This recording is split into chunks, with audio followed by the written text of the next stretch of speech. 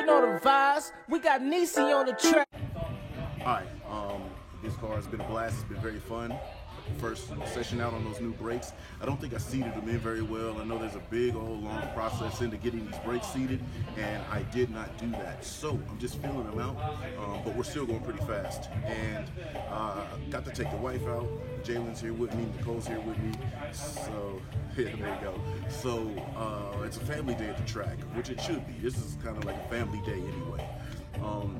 So back in Sonoma, Speed SF Challenge. I've been thrown into the Shark Tank. I'm gonna be doing what I can in that. It goes by placement of car, make, model, points, and then your qualifying time. So as of right now, I'm qualified 14th, but that was the session I took my wife out around the track. Wasn't going full tilt, but with my wife, cold track, cold tires, we did a 58. We only did a couple of laps. I was tripping out. I saw some water flying up out of the hood onto the window, and I had just filled the radiator reservoir with water wetter, and I thought I left the cap open, but I just washed the car, and that was water that was down in the hood, catching the wind, blowing out. So I pulled in just to check, but you know, we're just having fun today. I hope to break the lap time, because everybody is super fast. I should technically be the slowest car on track. So I think I should break the lap record if I can get a tow, or maybe on my own, because I can go flat out, aside from moving out the way to let people by.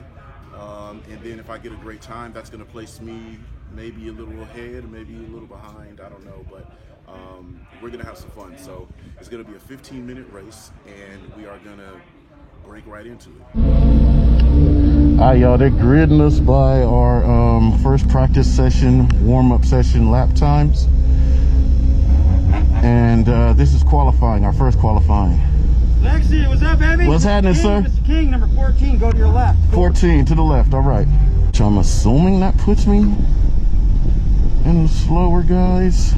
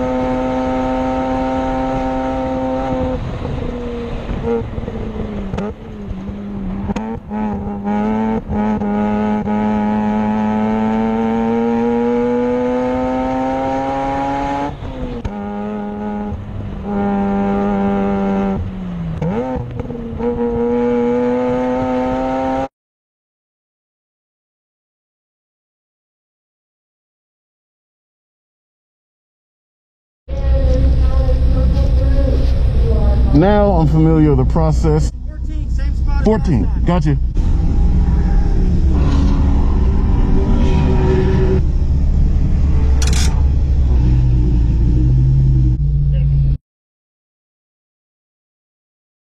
Right here, okay? So again, this is a qualifying session, Speed SF Challenge. I'm looking to improve my lap time, overall best. I am in the highest tier group, and I'm a back marker, but I am not the slowest here in this group, just to give you an understanding. I'm not the slowest, I'm just a back marker. Some of them are almost 10 seconds faster than me. The limit for this group is 155, and I just barely tick that. So when I register for these events, I don't jump in that group. I go in the group right below that I'm right on. I can consistently hit that lap time. So that's why I always sign up for the second tier instead of top tier.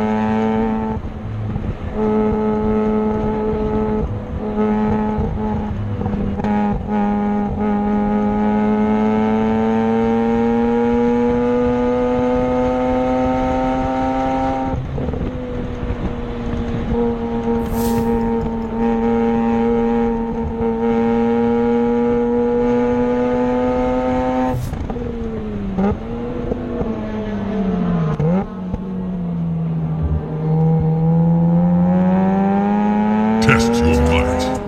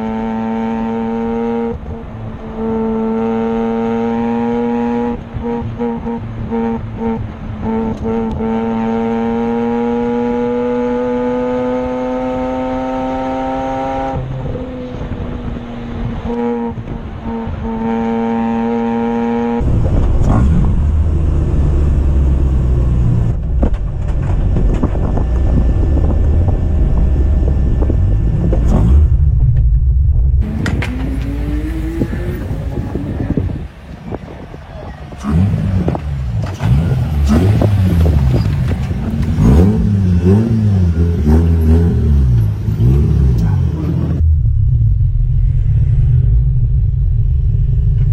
into the pits because our qualifying got cut short. 2 to 3 laps is really all I was getting, so I was trying to really figure out a method. Right here, I changed from going through this in third to going through this in second. It kept me tighter, and I got to be on blast on the way out to keep the car in the meaty power band. I needed that speed for this front straight. This front straight is a make or break for this car since it has a lack in power, and I need all of that speed to run up this hill to get through turn 2 and 3 section. I had a good amount of speed, and here's the drop off 2 tires, bloop, bloop. Now that's where I just had to commit to the full throttle because I did not want to decel and rotate in the dirt, end up in the wall. It's happened many times. Many people will tell you it's not a good day. But as we're coming around the timing tower, I'm flying down into the braking zone, and I'm really working on braking a little bit deeper. I could go further, but you see the yellow flag start waving right here, and you see there's our on-track incident. So that gave us a full course off. We got out. No more qualifying, so let's start the race.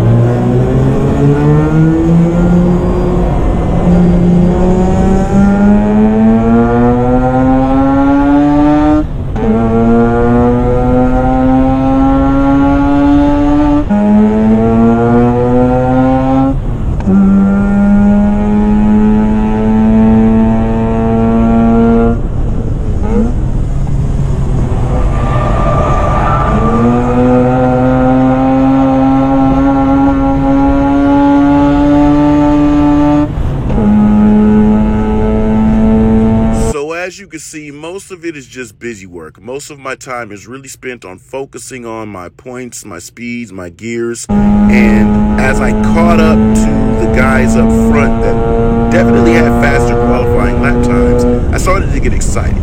The reason I started to get excited is because I'm like, dude, I know I'm driving faster. I know I'm going quicker. So as we get to my strong suits and portions of the track that I really do enjoy, it was super exciting to see that, dude, people are right there.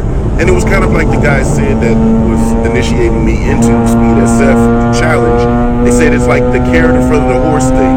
You see somebody in front of you and you know they're quick, you want to run them down. And it just so happens this S2000, which he and I have been battling all day, he was right there. He was within my reach. And I was thinking to myself, dude, it might be possible for me to get the toe to beat the RX-8 lap time. But as he started to oversteer, I kind of knew, well, that's blown. But then he pulled over and waved me by. Now, you know, I worked hard to get there, but it's not a big deal. I understand what he did. He lost his pace, so he got out of the way for me to go. But then I started thinking, oh, shit, he's going to sit behind in my draft and get a toe. And now I'm like, oh, this is where the real battle starts, because I don't want him running back by me, because technically we are still in a race. So I just have to go fast, because this race is specifically set up for your time attack. I guess time attack style, your lap times.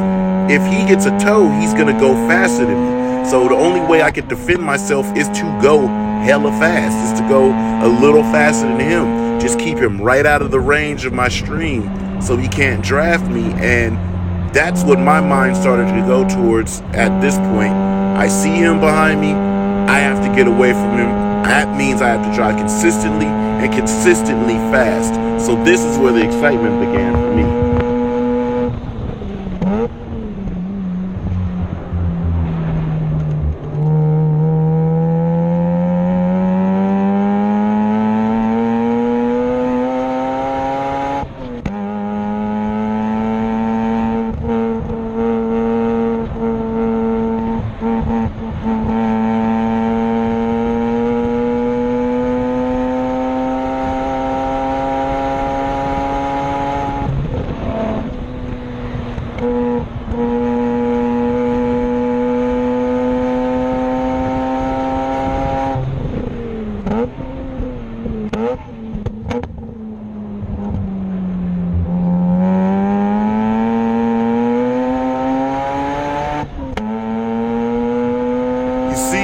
Over because I know he's still there. He's right there, and I cannot let up and I cannot let off.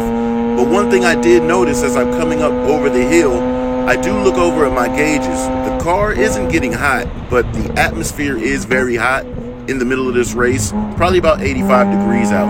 I noticed my gauges, if you can see them on the top of the dash, so going closest to the steering wheel, that's my engine temp. It was a little higher than it normally is because I've been tracking on cold days, but I didn't want that to be like a hindrance, and I'm not gonna slow down. So what I ended up to start doing on my very fast pace, where I'm doing 55s close to 54s, I throw it down in third gear in a couple of places, like the turn that we just came off of, 3 and 4, and running into the carousel, I would throw it down into third gear as well, just to rifle out the bottom. But what I started doing just to maintain the engine temp and keep it cool, keep it together, I was thinking more like, okay, let's run this as if it was a race. And I would keep the car in fourth just to keep it a little bit cooler. Yes, that does drop my speed down and my pace down, but I'm keeping an eye on him. That's what the monitor's for. I'm keeping an eye on him to see where he's at. If I feel like he's getting closer, I run it harder.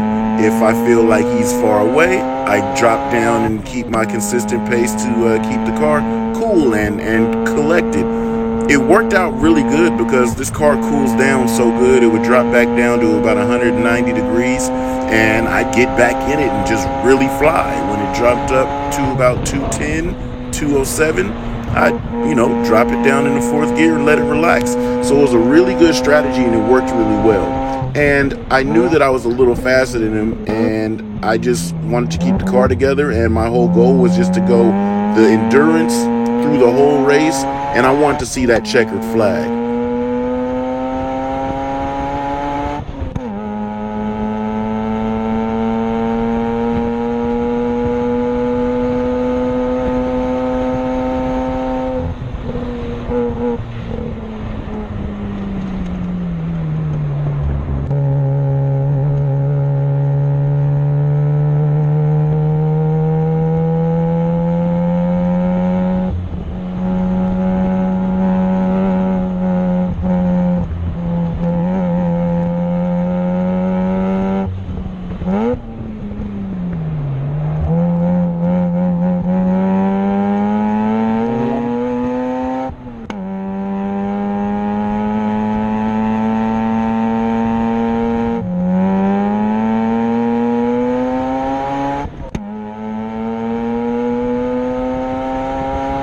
Now, I wasn't keeping track of the laps, but right here I was saying all I want to do is get that checkered flag. That's all I want to do. So I was just determined to keep running hard, keep staying consistent. I was on a couple cool down laps before this, but I saw him getting a little closer, and I wanted to just kind of let the car cool down for one more final effort as we push towards what I assumed was going to be coming up to the final lap or the last lap. So I'm hustling around. I'm still feeling great. I'm super excited. Like, my adrenaline is pumping. I can't tell you how fun this was past just regular track days, because standard track days, I'm just running, just enjoying the car. Here, I was really focused on making sure that I can, last a whole race. And even though it was just 15 minutes, which ended up being 8 laps for me, I felt like this was going to be good practice for something I wanted to do a little later on, which I'll tell you guys about here shortly.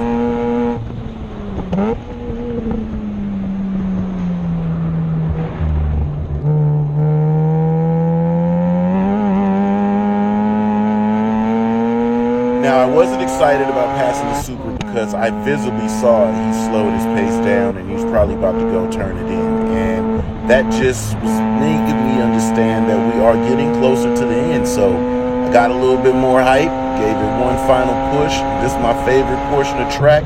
I'm riding this damn thing, and I'm figuring maybe this lap or the next lap we should see a checkered flag.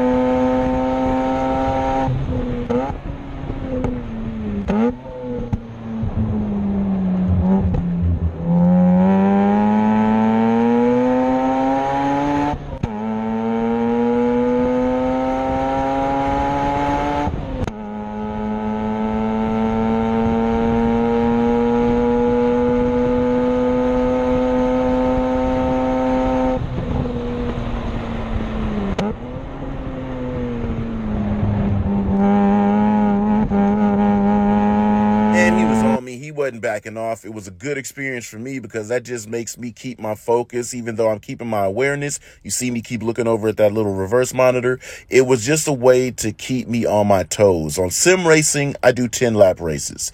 So yes, I mechanically, visibly know how to get my way through this track for 10 laps consistently. But when you put that experience with real life G-forces and loads and everything like that, it's just so much more fun and actually easier. Sim racing is a little harder than in real life. Same with the drifting. It's easier in real life because you could feel everything that you're missing from the sim experience, and it just plugs in and makes that experience that much better once you're in real life.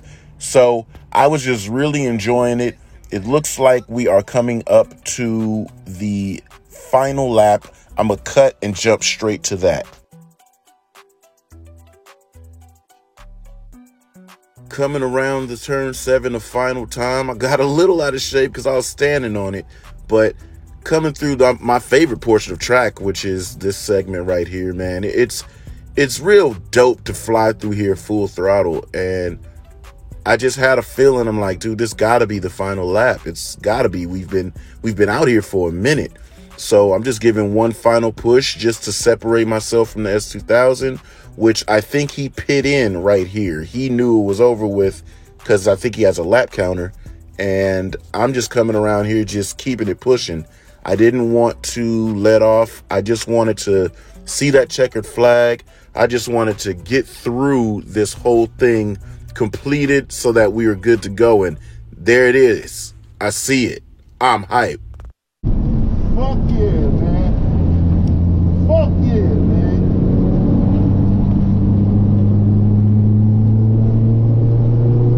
You're a good fucking car. As you can hear right there in that moment, man, I'm so happy with this car.